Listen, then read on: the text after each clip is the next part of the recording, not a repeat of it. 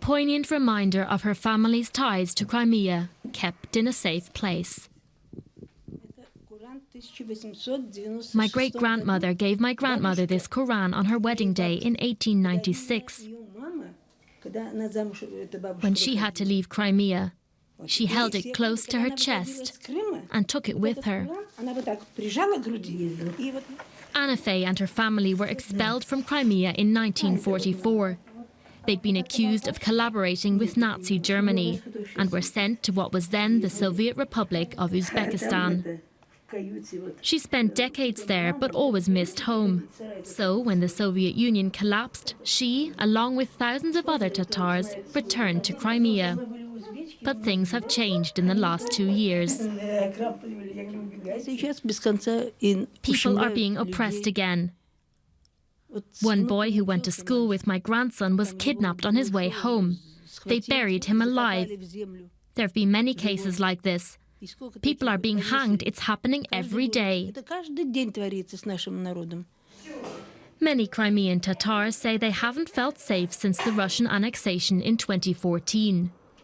So once again, Anna Faye has left her home. We did it for the safety of our children. They don't like Muslims there now. Despite the hardship she and her family have endured, Anna Faye is relieved the plight of Crimean Tatars is beginning to receive international attention. The victory of Ukrainian singer Jamala in the Eurovision Song Contest focused attention on the treatment of Crimean Tatars. Its title, 1944, refers to the year of the mass deportations. For Anna Faye, it's a bitter reminder of the oppression she, her family and her people endured under Stalin. If I hear just a single word of that song, I break down in tears.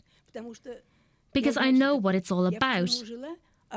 My thoughts were always in Crimea, even though I couldn't grow up or live there, because we were sent away. It's painful. Now, over 70 years later, a new generation of Tatars is facing a future away from their homeland. I don't really want to think about the future, because we don't know if we'll ever be able to go home. You have to do everything you can to make sure your children know who they are and where they're from. That's the only way to preserve their language and culture.